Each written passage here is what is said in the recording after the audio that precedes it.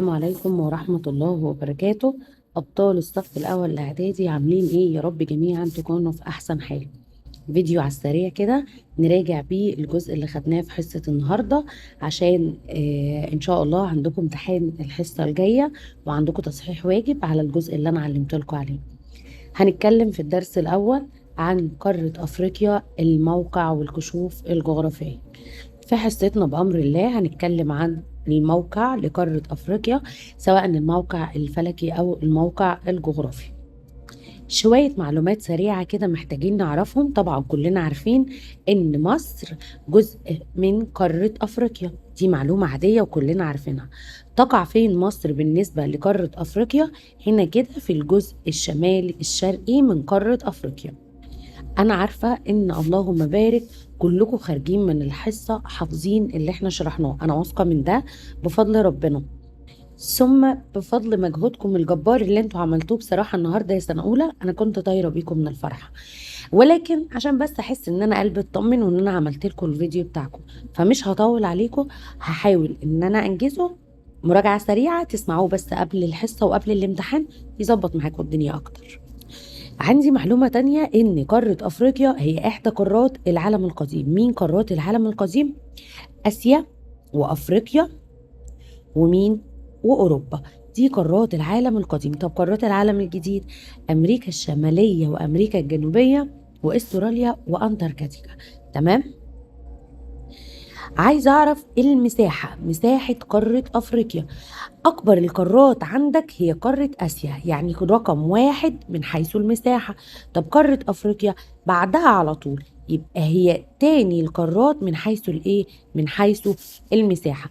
أنت مش مطالب تحفظ الرقم، ولكن مطلوب منك تعرف إن هي 20% من مساحة اليابس أو مساحة الأرض اللي موجودة في العالم. عندي هنا موقع استراتيجي. يعني ايه؟ يعني بشوف القارة بتاعتي اللي انا هتكلم عنها طول الترم السنة دي اللي هي افريقيا بتطل على ايه، ايه المسطحات المائية اللي هي بتبص عليها. واول ما اشوف كلمة استراتيجي دي انا لازم اتكلم واذكر الممرات المائية اللي هي انا قلت لكم نكتب بين قوسين المضايق. تمام. طبعا قارة افريقيا بتطل من الشمال على البحر المتوسط، بتطل من الشرق على المحيط الهندي والبحر الأحمر، بتطل من الغرب على المحيط الأطلنطي. الجنوب عندي هنا شبه المثلث وتلاقي المحيطين مع بعض، فمش بنذكر اتجاه الايه؟ اتجاه الجنوب. لو الحته دي حابب ان انت تسمعها تاني، عشان زي ما وعدتكم مش هطول الفيديو، رجعها واسمعها تاني. هتكلم دلوقتي عن الموقع الفلكي لقارة أفريقيا. أول ما أقول لك موقع فلكي يعني إيه، حط في دماغك على طول خطوط الطول ودوائر العرض. طيب في سؤال بيجي لي هنا في الحتة دي بيقول لي ما المقصود؟ ما المقصود بالموقع الفلكي؟ تقول له الموقع بالنسبة لخطوط الطول ودوائر الإيه؟ ودوائر العرض. برضو مش هنحفظ أرقام، ولكن محتاجين نعرف حاجات مهمة أوي. إيه هي الحاجات دي؟ أول حاجة هنتكلم عن خطوط الطول. بيمر في قارة أفريقيا خط الطول الرئيسي اللي هو خط جرينتش. طبعا احنا عارفين من سنة 6 ان هو بيمر في دولة الايه؟ في دولة الجزائر. طب ايه كمان؟ عايزاك تعرف ان بيمر بقارة أفريقيا 3 دوائر عرض رئيسية. ايه هما؟ عندي في النص هنا دائرة الاستواء، وعندي عند مصر كده في جنوب مصر مدار السرطان، وعندي تحت مدار الجدي. هتركز هنا في ايه؟ ان انت عندك دوائر عرض مختلفة، يعني دايرة الاستواء درجة الحرارة عندها عالية طول الوقت. طيب السرطان لو هو عنده صيف فالجدي عنده شتاء، والعكس. طب انت عايزه تقولي ايه؟ عايزه اقول لك ان الموقع الفلكي بتاع قاره افريقيا ادى الى تنوع المناخ. فيها مناخ متنوع ومختلف وكتير اكتر من حاجه، بسبب امتدادها في اكتر من 70 دايره عرض. وبرضه مش محتاج تحفظ الرقم ده، فتعرف ان بيمر بيها 3 دوائر عرض رئيسيه، مين ومين ومين؟ فوق مدار السرطان، وفي النص دايره الاستواء، ومن تحت مدار الجدي. واحفظ الكلام ده على الخريطه احسن يا طالب سنه اولى او يا طالبه سنه اولى. هبص على حاجة تانية دلوقتي. انا عندي دايرة الاستواء تقريبا بتقسمها كده من عند النص، تمام. طب فوق في قد ايه؟ بص المساحة هنا كبيرة ازاي، المساحة هنا واسعة ازاي. طب تحت ادي المساحة بتاعتها اهي. فهنقول ان ثلثة اللي هي تلتين المساحة بتاعت قارة افريقيا موجودة في الشمال. طب وتلت المساحة موجود في الايه؟ موجود في الجنوب. يعني هنا تلتين وتحت تلت واحد. وده سؤال بيجي كتير في اكمل او صح وغلط. لسه بنتكلم عن ان اللي بيعدي منها اكتر من دايرة عرض رئيسية، فيها 3 دوائر عرض رئيسية، فكده هيتنوع المناخ. وانا قلت في الحصة ان دوائر العرض هي اللي خاصة بالمناخ، اما خطوط الطول فهي خاصة بالتوقيت، وده ملناش دعوة بيه. لما يتنوع المناخ عندك بيتنوع النباتات الطبيعية اللي موجودة، وكمان الحيوانات اللي هي الحيوانات البرية أو الحيوانات اللي عايشة في المكان ده، والمحاصيل الزراعية. مش هطول عند النقطة دي عشان انتوا حافظينها، هي سنة أولى وسمعتوها لي في الحصة كذا مرة. بس هفكرك ان ده سؤال مقالي مهم جدا محتاج تحفظه. ندخل بعد كده على الموقع الجغرافي. ايه هو الموقع الجغرافي؟ هو الموقع بالنسبة لليابس والماء. مين حواليها؟ مين جيرانها؟ مين جنبها؟ هلاقي شمالها هنا بحر اسمه البحر المتوسط، وده احنا لسه قايلين فوق الحدود بتاعتها، تمام. طب البحر المتوسط ده بيفصلها عن مين؟ هلاقيه بيفصلها عن قارة اوروبا. طب هي واوروبا بيقربوا فين؟ بيقربوا هنا كده عند مضيق اسمه مضيق جبل طارق، تمام. ده الكلام عن جهة الشمال وعن اوروبا وافريقيا مع بعض. طب هنيجي لجهة الشرق. احنا قلنا في الشرق ان عندنا البحر الاحمر هنا وعندنا المحيط الهندي هنا.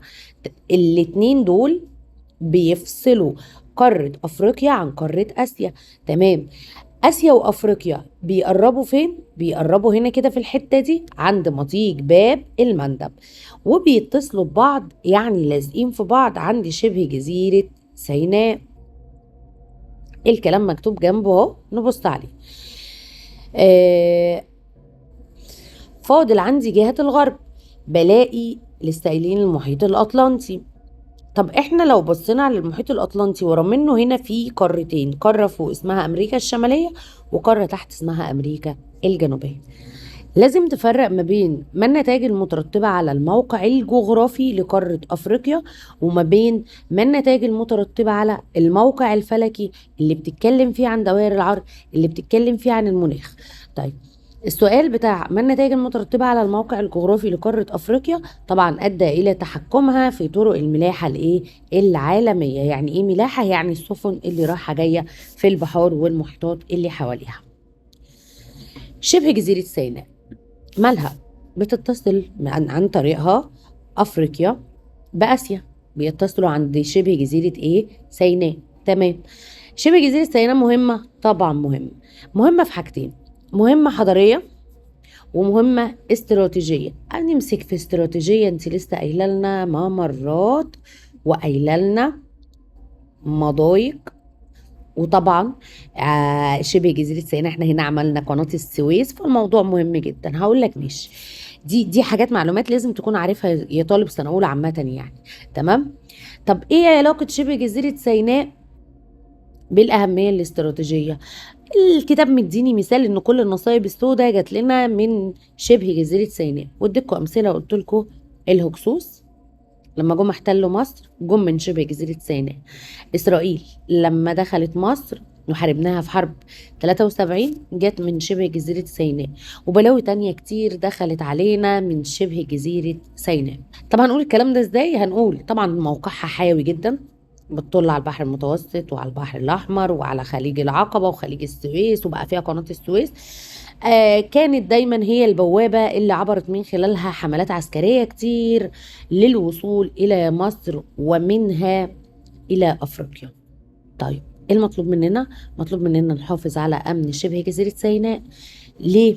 لان طول ما احنا محافظين على امن شبه جزيرة سيناء فاحنا محافظين على الامن القومي، يعني امن الدولة المصرية وامن افريقيا كلها، عشان زي ما لسه قايلين هي البوابة اللي دخل من خلالها حملات عسكرية او دخل من خلالها استعمار او احتلال، عشان هتلاقوا صيغ مختلفة في الاسئلة بتاعت الواجب. الاهمية الحضارية: سيناء جسر بري انتقلت لافريقيا عن طريقه حضارات كتير قوي. طب زي ايه؟ عندنا مثال هنا: الحضارة الإسلامية. مفهوم الحضارة: ما المقصود بالحضارة؟ هي مجموع الإنتاج الإنساني، أي حاجة عملها الإنسان. طب ايه الحاجات اللي عملها الإنسان؟ هقسمها 2: إنتاج مادي، حاجة تقدر تشوفها بعينك وممكن تلمسها بإيدك لو عايز. طيب زي ايه؟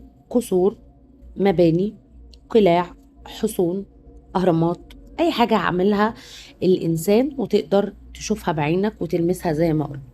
طب الإنتاج الثقافي: أي حاجة بالدماغ، قيم، فنون، علوم، عادات وتقاليد. آه طبعا العلوم دي أقسام كتير قوي: تاريخ، فلك، طب، كل العلوم وكل الفنون والقيم والأخلاق كلها والعادات والتقاليد، سواء لبس أو أكل أو الحاجات دي كلها. دي بنقول عليها إنتاج ثقافي. أما الإنتاج المادي هي الحاجات اللي تقدر تلمسها بإيدك. الخلاصة إن الحضارة بتعبر عن المجتمع، هوية المجتمع يعني بتعبر عن المجتمع ده، واديتكم أمثلة في الحصة وما يميزه طبعا عن غيره من الإيه؟ من المجتمعات. المجتمع الشرقي بلاقي له المباني بتاعته ليها شكل معين. المجتمع الإسلامي مثلا في فترة الحضارة الإسلامية أو المباني الإسلامية تشوفها تعرف إن دي مباني إسلامية، غير اللبس بتاعهم وعاداتهم وتقاليدهم والقيم والأخلاق اللي عندهم، طبعا غير الحاجات اللي موجودة في الغرب. في كل دي أمثلة احنا اتكلمنا عنها. هدخل على أهمية موقع أفريقيا. تتميز قارة أفريقيا بموقع متميز ليه أهمية كبيرة. تتمثل في إيه؟ هنقسمها: استراتيجية، اقتصادية، حضارية. وتاني هفضل أقول استراتيجية. استراتيجية معناها يعني أهمية المكان وقت الحرب، لو في حرب، وقت السلام ان يكون في ممرات ومسطحات مائية حواليه ومضايق زي ما اتفقنا. تشرف قارة أفريقيا بحكم موقعها الجغرافي على ممرات مائية مهمة. الممرات اللي قلنا عليها المحيط الهندي والمحيط الأطلنطي والبحر المتوسط والبحر الأحمر و سوري، دول المسطحات المائية. أما الممرات المائية اللي هي بين قوسين احنا قلنا المضايق: عندنا مضيق جبل طارق، عندنا مضيق باب المندب، وعندنا قناة السويس. طبعا الساعة 6:30 أنا ما صدقت عيالي ناموا عشان أعمل لكم الفيديو القمر ده يا سنة أولى. فيعني اللي يستفيد من الفيديو دعوة حلوة كده إن ربنا يهدي لي حالهم ويصلحوا ويبارك لي فيهم. دلوقتي هندخل على الأهمية الاقتصادية. احنا قلنا الموقع الجغرافي أدى لتحكمها في أهم طرق الملاحة العالمية، والموقع الفلكي النتائج المترتبة عليه أدى إلى تنوع المناخ وبالتالي تنوع النباتات الطبيعية والحيوانات والمحاصيل الزراعية.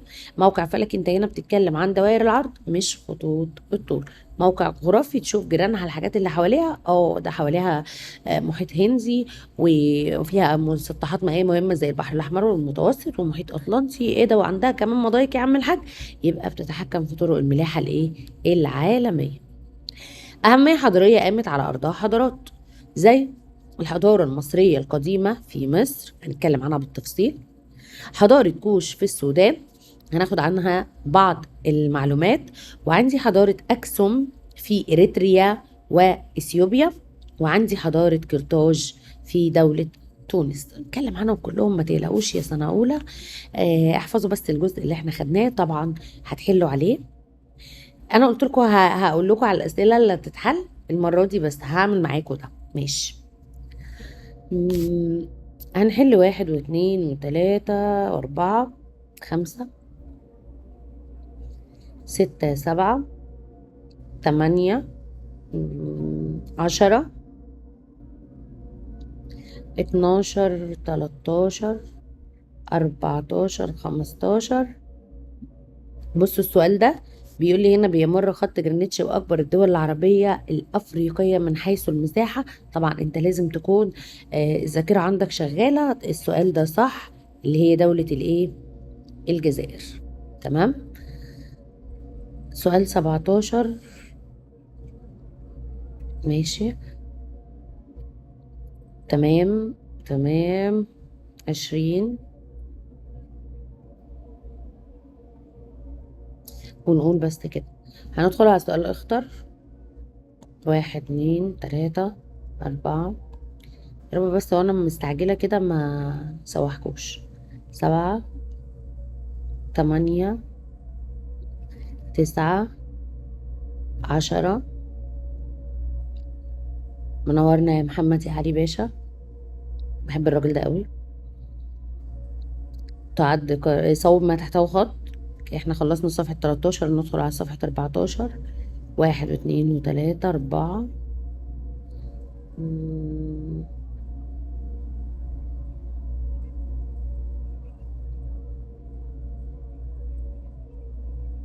وبس. سؤال أكمل. 1 و2 وبس. من هو؟ جبناش سيرة أشخاص لحد دلوقتي. الخريطة كاملة. حل الخريطة دي كلها. خريطة لقارة أفريقيا. فين 9؟ ماشي، هتحل الخريطة دي برضو. ودي لو وقف معاك حاجة أو وقف معاكي حاجة ابعتولي. بما تفسر. عندنا ده وده وده. لأ نو. ثواني. رقم 3 امسح، مش عليكم. 4 تمام. 5 6 و7. ما النتائج؟ 1 و4. لسه في أسئلة تانية. طبعا شوية انت شفتوا الواجب اتصدمتوا يا سنة أولى. دلل. عندنا 1 و3. ما المقصود بالحضارة؟ تعريف الحضارة. ما العلاقة بين 1 وبس كده. تمام. كفاية عليكم كده. حلوا الواجب وذاكروا وجهزوا الامتحان. واشوفكم على خير يا رب يا سنة أولى. السلام عليكم ورحمة الله وبركاته.